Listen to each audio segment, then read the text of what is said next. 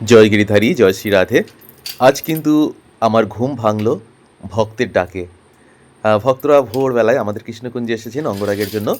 আমি অনেক রাত পর্যন্ত অঙ্গরাগ করে ঘুমিয়েছিলাম। রাধে রাধে। ঘুম থেকে উঠতে আমার একটু দেরি আসুন। হয়ে গেছিল। হঠাৎই ভক্তের ডাকে আমার ঘুম ভাঙল। দরজা খুলেই ভক্ত এবং ভগবানকে আসুন। একসাথে দর্শন করার সৌভাগ্য হলো আমার। এবার আচ্ছা, সাবধানে আপনাদের যেতে সাথে হবে। ভক্তদের একটু আলাপ করিয়ে দিই। কোথা থেকে এসেছেন আপনারা? দুর্গানগর থেকে। আচ্ছা। তোমরা যে আজকে আসবে আমি ভুলে গেছিলাম, আমারও খেয়াল নেই। আপনাকে বলছিলাম না যে আমি হয়তো সময় হয় না। একদিনের মধ্যে আসবো, হ্যাঁ। দেখছেন না কিরকম হয়ে গেছে। হ্যাঁ, ওই জন্যই আরো মানে আমার বড় বেশ। মেয়েও বলছিল, মা গোপালের অনেকদিন পরে চোখটা বাবুর ডিস্টার্ব আসা করছে, তুমি একটু ওকে নিয়ে যাও। তো তখনই কোথায় করে তখন গোপালেরই ইচ্ছা, আপনাদেরই এখানকার অ্যাড্রেস একদম একদম।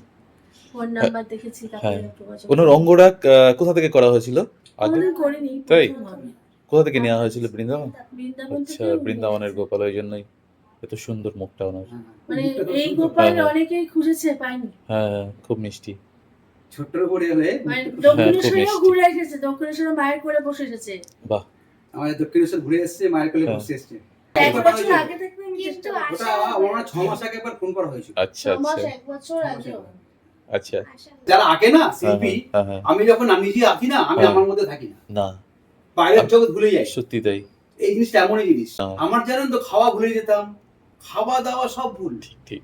কিন্তু কখন যে রাত্রি হয়ে গেছে, সন্ধ্যা হয়ে গেছে, আমি এরকম এমন হয়েছে আমার তো সকালে বসে রাত্রিবেলায় আমার তো এখনো হয় সেটা, হবেই। যে ওই খাবারের কথা মনেই থাকে না, না, যেন কিছু পেট না। ভরাই থাকে, আমি যেন করে যাচ্ছি, এর মধ্যে ডুবে পড়েছি একদম শিল্পী পুরো। ব্যাপারটা কিন্তু ঈশ্বর প্রদত্ত। মা সবাই খুব পায় না। ডাকতো আমায়, এই খেয়ে যা খেয়ে যা, খেয়ে এসে কর। আমি বলি, ধুস, এখন খাবো না, বলো তুমি না, রাখো তো, রাখো তো। একটু করলে একটু ভালো পরে হবে, যে, একটু হ্যাঁ, medicine দিলে ভালো হবে, এটা হ্যাঁ, হয়। তো খেতে গিয়ে বসলাম, আমার মনটা থাকলো ওইখানে খাওয়ার দিকে না, ওই একদম, কোন একদম, জায়গাটা একটু exactly। ভুল হয়েছে। হ্যাঁ। আমি সঙ্গে সঙ্গে এসে ওই ভুলটাকে সংশোধন করলাম। একদম, একদম। এটা এটা আর খাওয়ার হয় মধ্যে না, না, না। যত কোনো ঠিক করতে পারছি না। এটা হয়। আমি তো- ঘুমিয়ে থাকলেও কিন্তু ওরকম হয়েছে আমার, যে এই জায়গাটা না একটু ঠিক করতে হবে। ফোনে ছবিটা দেখছি যে এখানে ঠিক, শীঘ্রই ওই রাত্রি 2টোর সময় উঠে আবার ওই জায়গাটা একটু ঠিক করে আবার ঘুমালাম। অবশ্যই, অবশ্যই। এটা হবে। আর যারা এটা আটকায় না, হ্যাঁ, তারা হ্যাঁ, বোঝে। আমি ঠিক। ব্যাপারটা আপনার ব্যাপারটা ফিল করতে পারছি। একদম। তাও ভাবছি, এটাও ফিল করতে পারছি। আপনার হাতে বললে তো ওটা চেঞ্জ হয়ে যাবে। সুন্দর হবে হয়তো। এবং এটা হবে। আমার আগেও হয়ে যেতে পারে। আমি এটা আমার সিওর বিশ্বাস, আর কিছু না। চেঞ্জ তো হবেই কিছু না কিছু। হ্যাঁ, আপনার বাবা শিল্পী ছিল? মারাত্মক, হ্যাঁ। ভালো। বাবার শ্বশুরমশাই আঁকা দেখলে ভাববেন কি বলেন তো, যে ক্যালেন্ডার এসে মানে বসে জ্যান্ত আছে। বসে আছে মনে হয়। বাহ, কি এত সুন্দর।